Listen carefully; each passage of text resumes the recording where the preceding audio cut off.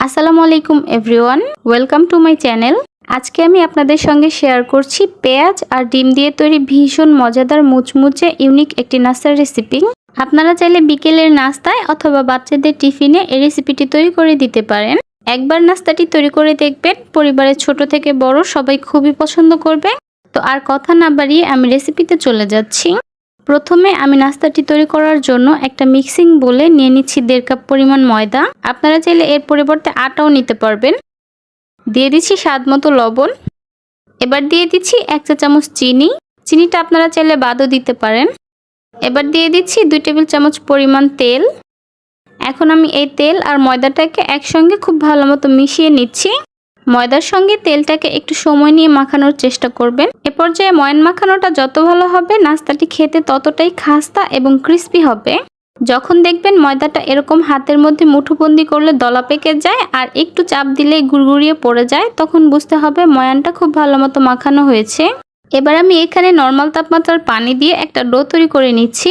পানিটা আমি একসঙ্গে দিচ্ছি না, অল্প অল্প করে পানি দিয়ে একটা সফট ডো তৈরি করে নিচ্ছি।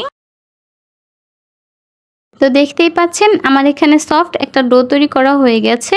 এবার আমি ডোটার উপর থেকে সামান্য তেল দিয়ে এরকম হাত দিয়ে একটু মাখিয়ে নিচ্ছি। তারপর এই ডোটাকে আমি 10 মিনিটের জন্য রেস্টে রেখে দিচ্ছি।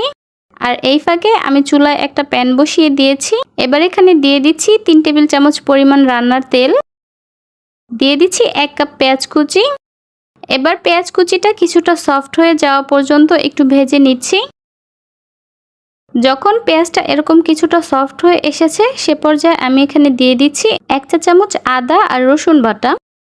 এবার এই পেঁয়াজটার সঙ্গে আদা আর রসুনটাকে একটু ভেজে নিচ্ছি যতক্ষণ পর্যন্ত আদা আর রসুনের গায়ের কাঁচা গন্ধটা চলে না যায়।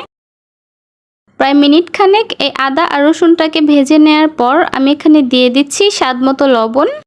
দিয়ে দিচ্ছি 1/4 টিস্পুন হলুদের গুঁড়া। হাফ চা চামচ দিয়ে দিচ্ছি ধনিয়ার গুঁড়া। 1/4 টিস্পুন দিয়ে দিচ্ছি লাল মরিচের গুঁড়া। দিয়ে দিচ্ছি 1 চা চামচ চিলি ফ্লেক্স।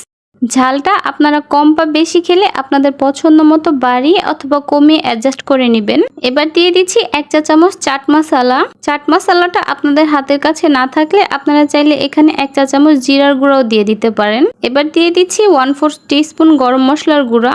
আর এর মধ্যে যদি কোনো মশলা আপনাদের হাতের কাছে না থাকে তাহলে না দিলেও চলবে, সেক্ষেত্রেও কিন্তু নাস্তাটি খেতে ভালোই লাগবে। এবার এই সব কিছুকে খুব ভালো মতো মিশিয়ে নিচ্ছি। পেঁয়াজটার সঙ্গে মশলাগুলো খুব ভালো মতো মিশিয়ে নেওয়ার পর আমি আরো মিনিট খানেক একটু এগুলোকে ভেজে নিচ্ছি। এতে করে মশলাগুলোর গায়ের কাঁচা গন্ধটা চলে যাবে। এবার আমি এই পেঁয়াজগুলোকে প্যানের চারপাশে একটু সরিয়ে নিচ্ছি আর মাঝখানটাতে একটু ফাঁকা করে নিচ্ছি। তারপর এখানে আমি নিয়েছি 2টি ডিম। এবার এই ডিমগুলোকে আমি একটা চামচ দিয়ে একটু ফেটিয়ে নিচ্ছি। তারপর প্যানের মাঝখানে দিয়ে দিচ্ছি। এবার চুলার আঁচটা লোতে রেখে 2 থেকে 3 মিনিটের মতো অপেক্ষা করছি। তারপর ডিমটাকে এভাবে একটু শ্যালো ফ্রাই করে নিচ্ছি। তারপর পেঁয়াজটার সঙ্গে ডিমটাকে খুব ভালো মতো মিশিয়ে নিচ্ছি। আশা করছি আপনারা দেখেই বুঝতে পারছেন যে আমি ঠিক কিভাবে কাজটা করছি। পেঁয়াজটার সঙ্গে ডিমটা খুব ভালো মতো মিশিয়ে নেওয়ার পর আমি এখানে দিয়ে দিচ্ছি 1 টেবিল চামচ কাঁচামরিচ কুচি। দিয়ে দিচ্ছি 1 টেবিল চামচ ধনিয়া পাতা কুচি। এবার এগুলোকেও পেঁয়াজটার সঙ্গে খুব ভালো মতো মিশিয়ে নিচ্ছি। সবকিছু খুব ভালো মতো মিশিয়ে নেওয়ার পর আমাদের পুরটা এখন রেডি। আর এইদিকে 10 মিনিট পর আমাদের ডোটাও আরো কিছুটা সফট হয়ে এসেছে। এবার এই ডোটা থেকে আমি 3টা লেচি কেটে নিচ্ছি। তারপর একটা লেচি আমি এরকম বোর্ডের উপর নিয়ে একটা রুটি বেলে নিচ্ছি।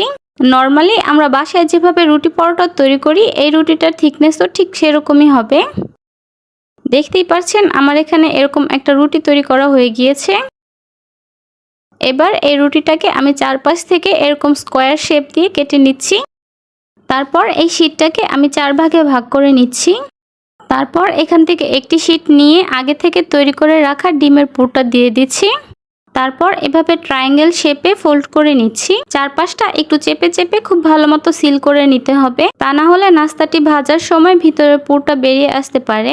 এরপর এরকম একটি ছোট চিরুনি নিয়ে আমি চারপাশ থেকে এরকম একটু চেপে সিল করে নিচ্ছি। এতে করে নাস্তাটি দেখতেও সুন্দর লাগবে আর ভিতরের পুরটাও খুব সহজে বেরিয়ে আসবে না। খুব ভালো মতো নাস্তাটি সিল করা হবে। আমি এখানে নতুন চিরুনি নিয়েছি। এই চিরুনিটা আগে কখনো ব্যবহার করা হয়নি। আপনারা চাইলে এই কাজটা একটা কাঁটা চামচ দিয়েও করে করে নিতে পারেন, সেক্ষেত্রেও নাস্তাটি দেখতে সুন্দর হবে। এরপর নাস্তাটিকে এরকম একটি ছুরির ব্যাক সাইড দিয়ে মাঝ বরাবর একটু চাপ দিয়ে দিচ্ছি। এরপর এই নাস্তাটির দুইটা কোণা একসাথে এনে সিল করে দিতে হবে। আপনারা একটু লক্ষ্য করলে বুঝতে পারবেন যে আমি কাজটা ঠিক কিভাবে করে নিচ্ছি। দেখতেই পাচ্ছেন আমার এখানে একটি নাস্তা তৈরি হয়ে গিয়েছে। আপনাদের বোঝার সুবিধার্থে আমি এখানে আরো একটি নাস্তা আপনাদেরকে তৈরি করে দেখিয়ে দিচ্ছি। আপনাদের ডোটা যদি খুব বেশি শক্ত হয়ে যায় তাহলে এই শীটের চারপাশে একটু পানি লাগিয়ে তারপর ফোল্ড করে নেবেন। এতে করে পুরটা আর খুব সহজে বেরিয়ে আসবে না। শীটটার ওপর 1 চা চামচ পুর দিয়ে দেওয়ার পর আমি এই শীটটাকে এভাবে ত্রিকোণ করে ফোল্ড করে নিচ্ছি। তারপর চিরুনি দিয়ে চারপাশটা একটু চেপে দিচ্ছি। এরপর নাস্তাটির দুইটা কোণা একসাথে এনে সিল করে নিচ্ছি। দেখতেই পাচ্ছেন খুব সুন্দর একটা ডিজাইন চলে এসেছে। একইভাবে আমি আজকে সবগুলো নাস্তা তৈরি করে নিয়েছি। সবগুলো নাস্তা তৈরি করে নেওয়ার পর আমি এগুলোকে ভাজতে চলে যাচ্ছি। এর জন্য চুলায় পর্যাপ্ত পরিমাণে তেল গরম করে নিয়েছি। তেলটা কিছুটা গরম হয়ে যাওয়ার পর আমি একটা একটা করে সবগুলো নাস্তা এর মধ্যে দিয়ে দিচ্ছি। চুলার আঁচটা মিডিয়ামে রেখে নাস্তাগুলোকে উল্টিয়ে পাল্টিয়ে ভাজতে হবে। এতে করে নাস্তাগুলো অনেক বেশি ক্রিস্পি হবে।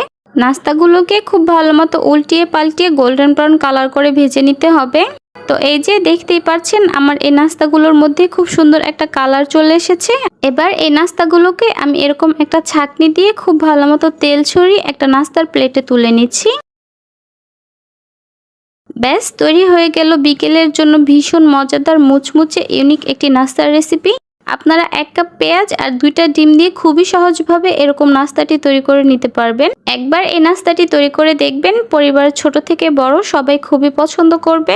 আশা করছি আমার আজকের এই নাস্তার রেসিপিটি আপনাদের কাছে খুবই ভালো লেগেছে আর সহজও লেগেছে। বিকেলের নাস্তায় অথবা বাচ্চাদের টিফিনেও কিন্তু এই রেসিপিটি ঝটপট তৈরি করে নিতে পারেন। একবার তৈরি করে দেখবেন, পরিবারের ছোট থেকে বড় সবাই খুবই পছন্দ করবে। এই রেসিপিটি তৈরি করার জন্য প্রথমে একটা মিক্সিং বোলে নিয়ে নিচ্ছি 1 কাপ ময়দা। আপনারা চাইলে এর পরিবর্তে আটাও নিতে পারবেন।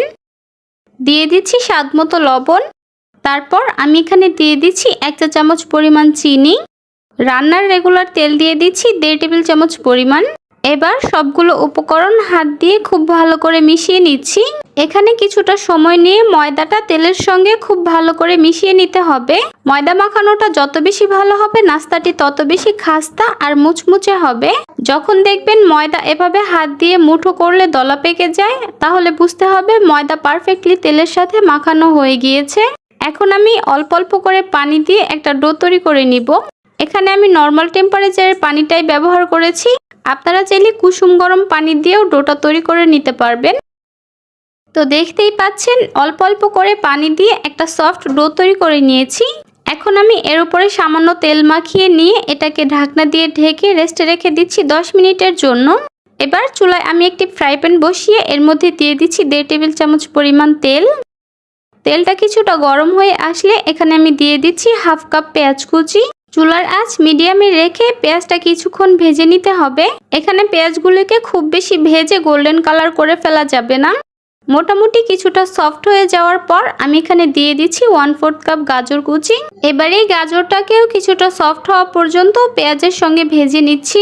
গাজর কুচিটা আপনাদের হাতের কাছে না থাকলে না দিলেও চলবে, তবে সেক্ষেত্রে কিছুটা পেঁয়াজ বাড়িয়ে নেবেন। পেঁয়াজ কুচি আর গাজর কুচিটা কিছুটা সফট হয়ে যাওয়ার পর আমি এখানে দিয়ে দিচ্ছি 1/2 চা চামচ আদা বাটা, দিয়ে দিচ্ছি 1/2 চা চামচ রসুন বাটা, দিয়ে দিচ্ছি স্বাদমতো লবণ।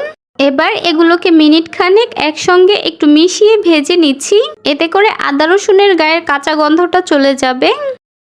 এবার আমি এখানে দিয়ে দিচ্ছি 1/2 চা চামচ চিলি ফ্লেক্স, দিয়ে দিচ্ছি 1/2 চা চামচ ভাজা জিরার গুঁড়া, 1/2 চা চামচ দিয়ে দিচ্ছি ধনিয়ার গুঁড়া, দিয়ে দিচ্ছি 1/4 টিস্পুন গরম মশলার গুঁড়া, দিয়ে দিচ্ছি 1/2 চা চামচ চাট মশলা। এবার আমি এই মশলাগুলোকে সবকিছুর সঙ্গে খুব ভালো করে মিশিয়ে নিচ্ছি। তারপর আমি এখানে দিয়ে দিচ্ছি মিডিয়াম সাইজের একটা টমেটো কুচি আর দিয়ে দিচ্ছি 1 টেবিল চামচ কাঁচামরিচ কুচি। এবার আবারও আমি এই সব কিছুকে একসঙ্গে মিশিয়ে মিনিট খানেক একটু ভেজে নিচ্ছি। তো দেখতেই পাচ্ছেন আমার এখানে সবকিছু খুব ভালো মতো ভেজে নেওয়া হয়ে গেছে। এবার আমি এখানে দিয়ে দিচ্ছি একটা ডিম। ডিমটাকেও সবকিছুর সঙ্গে খুব ভালো করে মিশিয়ে নিচ্ছি। তারপর কিছুক্ষণ একটু ভেজে নিচ্ছি। মোটামুটি আমার এখানে পুরটা তৈরি করা হয়ে গেছে। এবার সবশেষে আমি এখানে দিয়ে দিচ্ছি 2 টেবিল চামচ পরিমাণ ধনিয়া পাতা কুচি। পুরটার সঙ্গে ধনিয়া পাতা কুচিটাকে খুব ভালো মতো নেড়েচেড়ে মিশিয়ে নিচ্ছি। আমার এই পুরটা এখন তৈরি।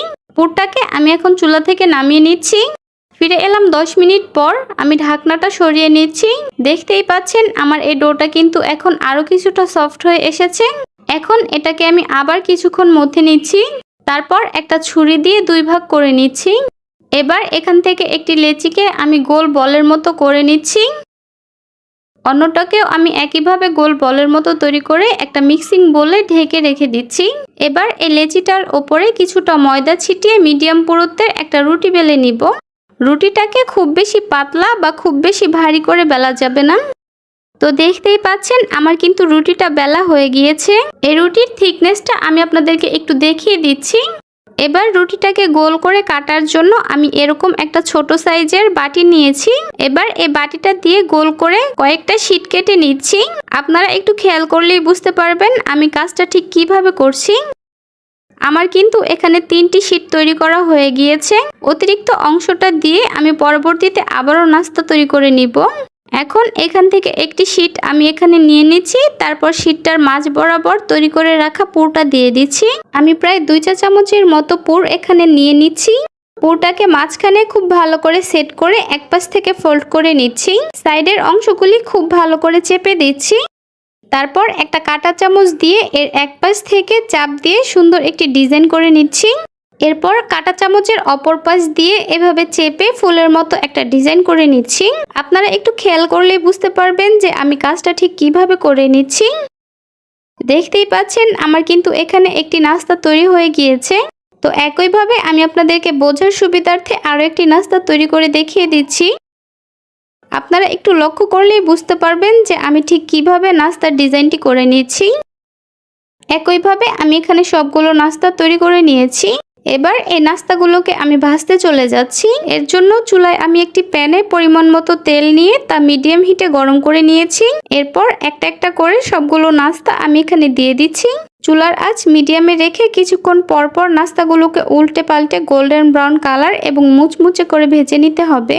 তো আমার এই নাস্তাগুলোর একটা পাশ ভাজা হয়ে গিয়েছে। এবার আমি নাস্তাগুলোকে উল্টিয়ে দিচ্ছি। এভাবে কিছুক্ষণ পর পর উল্টে পাল্টে নাস্তাগুলোকে গোল্ডেন ব্রাউন কালার এবং মুচমুচে করে ভেজে নিয়েছি। দেখতেই পাচ্ছেন খুব সুন্দর একটা কালার চলে এসেছে। এবার আমি একটা ছাঁকনি দিয়ে খুব ভালো মতো তেলটা ছেঁকে একটা নাস্তার প্লেটে নিয়ে নিচ্ছি। বাকি নাস্তাগুলোকেও আমি একইভাবে তেল ছড়িয়ে নাস্তার প্লেটে তুলে নিচ্ছি। তারপর আপনাদেরকে পরিবেশন করে দেখিয়ে দিচ্ছি।